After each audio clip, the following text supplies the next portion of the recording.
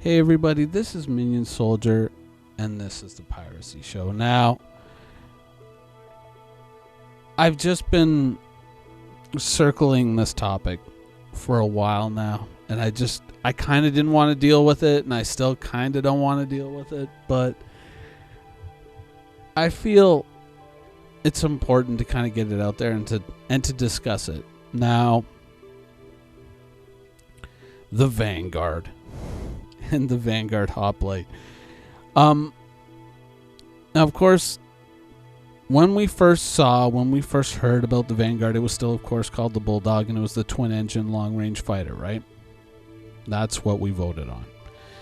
And then it became the twin-engine deep space heavy fighter, and now it's a bomber, and now it's an E-Warship 2, which those two things were originally kind of, all packed into the original design.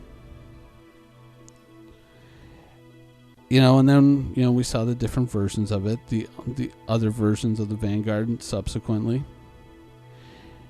And now we're seeing a dropship version. So, like, with every iteration and with every step forward, this ship just continuously goes further away from the twin-engine long-range fighter that we voted on and goes more towards the Redeemer alternative that maybe somebody wants instead. Which I get, some people don't like the Redeemer. I can think of a few off the top of my head. Nobody in particular. But that's where the Vanguard's going. It's so ironic because, there's this other ship. I don't know if you've ever heard of it. I think I've mentioned it once or twice on my channel, the Cutlass. And this ship has had a bit of a troubled development history. And now it's kind of moving back towards, we're hearing that it's moving back towards what it was originally going to be and what we originally were clamoring for. I still like the Cutlass. I don't know if I've ever said that before, but I think I'll just put that out there. But I'm excited to see where it's going to go. But the road to this has obviously been very, very rocky and not the most fun for anyone. But here we are, light at the end of the tunnel. But now, once again, with the Vanguard, we're kind of in the same boat again. We wanted a twin-engine long-range fighter. Now we got a dropship. No, sorry, we got a bomber. No, sorry, we got an E-Warship. There's a fighter in there somewhere, isn't there? At some point, somewhere, there's a twin-engine long-range fighter in there, right? Still? I don't know. And I mean,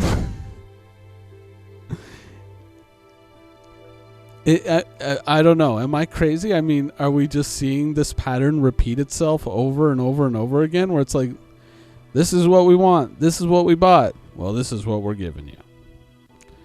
And then, because I don't want it to get to that point. I don't want to have like, hashtag Vanguard Pilots Unite, blah, blah, blah type bullshit going on. I don't want arguments. I don't want, these guys are all blah, blah, blah assholes and they're saying one thing and doing another. And, you guys are just toxic dinks and blah, blah, blah. And on and on and on. While the rest of us just get nauseated and just say, look, just fix it. Enough. Just fix it. It's just, do we have to go to that point now? Because here we are again. And there are so many things when you look at the presentations and when you look at the, so many of the ships, and there's so much to be excited about when it comes to Star Citizen. So much. So many awesome things that we can't wait to play with and, to check out. Procedural Planets 3.0, holy shit. Maybe next month we could be flying the Herald. Holy fuck, it's so much to be excited about. And then this thing happens again with another ship that a lot of people have gotten behind, and it's just like, well, we kind of need something for this, and we kind of need something for that, so maybe we'll just repurpose it a little bit. Maybe just a little bit more. And yeah, you know what? Let's turn it from a Corvette into a Winnebago. Why not? No one will notice. And it's just, I've kind of teased on this a little bit before, and I've hinted at it, but when I was watching the Gamescom presentation, they were showing all the stuff. Of course, I was just losing my mind. But as soon as I saw that Vanguard hoplite, the dropship for Squadron 42, I just went, oh, fuck. Here we go again. I literally, the moment I heard that phrase, I just said the Vanguard's dead. It's done. That was the last nail in the coffin. It was just, can we have the fighter, please? Can we have the fighter that we voted for, please? Please? The twin-engine long-range fighter? Can we have that? I mean, it's... I don't know. Maybe I'm overreacting. Maybe I'm just being a bit of a dick. But... I mean, does it feel this way to anybody else, or am I just like a nut job? If I'm just a nut job, then that's fine. I can be okay with being a crazy person. But am I the only one who sees it? Is this just a figment of my imagination, or did this just happen? We're just like, oh yeah. History just repeated itself again. I don't know. And in doing all of these things, and in making a whole, making yet another version of the Vanguard, all these concerns that have been raised and that apparently were going to be dealt with at a later time. I'm hoping that by the time we see CitizenCon, or by the time that we get 2.6, that a lot of these deficiencies were also addressed in the ship. In making yet another model of it. I don't know. I guess that's kind of like the other topic of the video. Is like, am I just a nut job? There's so many things about Star Citizen that I'm so excited about, and so excited to go see and to play with and stuff like that. But it's just, I don't know why. I get hung up on these things, and I look at them and I just go, what the fuck is that all about? What's going on there? There are other things that I throw away and I ignore. There are obvious, the scandal topics and all of that, because I know things can look one way but actually be another, and then people can say things about other people and they might be true and they might not be true, but I always kind of balance that off with I always kind of think back in your own life to every time that you've taken the blame for something that you actually didn't do, even though it, to everyone else it looked like you did it, but you were just like, no, I didn't do it. Like, I am completely innocent, no matter, I know I'm innocent, but people have blamed you for something anyways, whether it was taking a cookie as a kid or whatever, or maybe your parents coming home and finding the house trashed, and your parents go like, what happened to the house? Did you throw a party? And it's like, I just got here. This is not me, but you took the blame for it, even though it was your little brother, the asshole, who fucking trashed the house. So without like pics or proof, like, anybody can say this person said this to me or this person said that to me, and so I don't deal with it. It's just drama topics, and I don't give a shit about that stuff. But when it comes to these ship things, I don't know. I fixate on them because I'm just like, well, that's actually kind of an issue there, because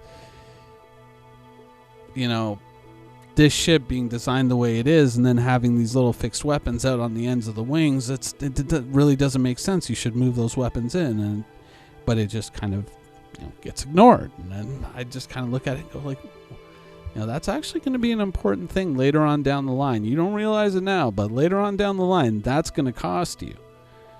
When you actually kind of come and you say, okay, we're tackling, controller balance for real this time, and it's going to get done.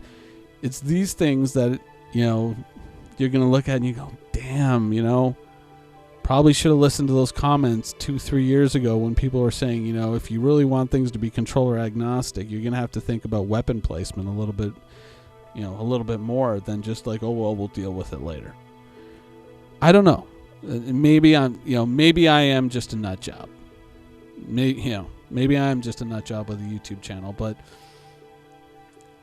it feels like it's one of these things where it's just like, we'll deal with it later. Don't worry about it. Just don't worry about it. We'll deal with it later. And it's just sooner or later, like, you got to pay that bill. Sooner or later, you got to deal with that problem. And sometimes the further that you go into game development, the further that you go with the game, the more difficult those solutions become, because it's the more work you're going to have to do to get that proper solution. Whereas if you had addressed it at its foundation, you wouldn't have had those problems. You wouldn't have had half the problems later on. But I don't know. But in order to kind of balance things out against my own crazy, I'm kind of thinking about maybe changing things around a little bit and just kind of opening up the topic board to be, instead of what I choose, to be people nominating things, and I'll just pick things from the comments. More reasonable requests. But yeah, maybe just open things up and see what, if people want me to ask questions or look at certain ships and say what I think of them, stuff like that. Maybe I'll just kind of shift the format over a little bit for the time being and just try that out for a while. So I'm just going to sit here and contemplate whether or not I'm crazy. I hope you guys enjoyed the show, and thanks for watching. Oh, I'll fast forward to the end. Long story short, I don't know. This guy just chased me down. I was trying to get footage, and this guy just chased me down. I thought the battle was kind of funny, so I left it in. Long story short, he ends up running away. Anyways, enjoy. And thanks for watching.